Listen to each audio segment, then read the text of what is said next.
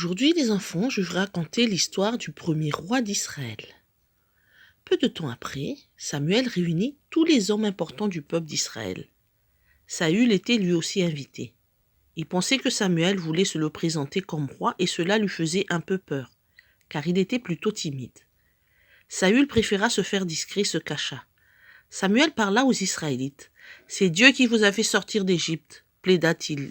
Il vous a délivré de tous vos malheurs. Et vous, maintenant vous refusez qu'il vous dirige et vous voulez un roi. Eh bien, vous aurez ce que vous désirez. Venez vous présenter par tribu et par famille. Le sort décidera du nouveau roi avec l'aide de Dieu. » La tribu de Benjamin fut d'abord désignée, puis la famille de Saül, et enfin le nom du jeune homme. « Saül, Saül » crièrent ses amis et sa famille. « Où es-tu » L'instant le plus important de la vie de Saül était arrivé et il était tapi dans sa cachette. Il sortit, un peu hésitant, et se retrouva tout à coup devant une foule qui l'acclamait en criant « Vive le roi !» Mais les Israélites n'étaient pas tous satisfaits de ce choix. Certains se moquaient de lui. « Quoi ? C'est lui notre roi ? C'est lui qui va régner sur nous ?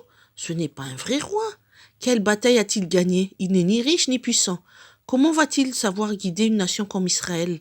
Dans leur mépris, ils ne firent aucun présent à Saül, mais celui-ci fit mine de ne rien avoir entendu et il les ignora.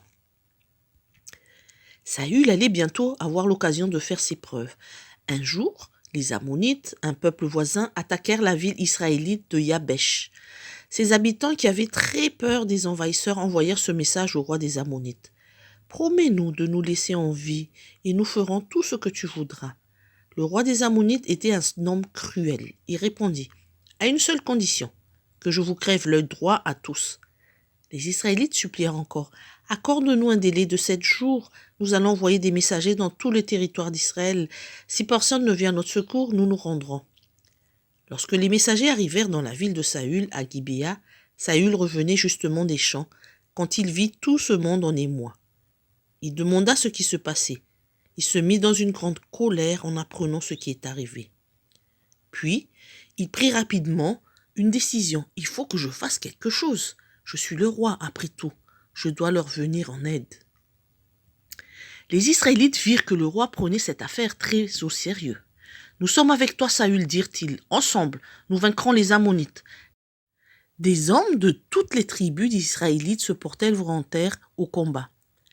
Saül fit faire le dénombrement de cette immense armée qui comptait 330 000 soldats, et cela lui donna du courage. Il envoya un messager dire aux habitants de Yabesh « Demain, vers midi, vous serez délivrés. » Les Israélites marchèrent toute la nuit avec le roi à leur tête. Tôt le matin, avant même le lever du soleil, ils attaquèrent les Ammonites par surprise et les vainquirent. La bataille fut terminée avant midi. Les gens de Yabesh étaient très reconnaissants envers Saül car il les avait délivrés. Après cette victoire, quelques Israélites allèrent voir Samuel et lui dirent « Où sont ceux qui ne voulaient pas que Saül soit notre roi ? Donne-nous leur nom, ils vont le payer. » Personne ne doit s'opposer au roi.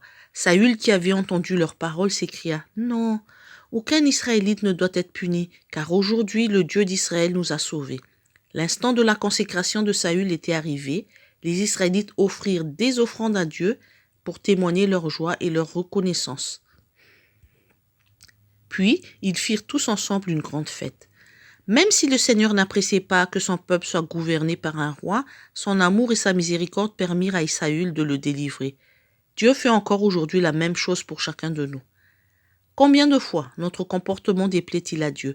Cependant, il ne nous abandonne jamais et veille toujours sur nous pour nous protéger en nous évitant de nombreux dangers. Merci de votre écoute et à la semaine prochaine.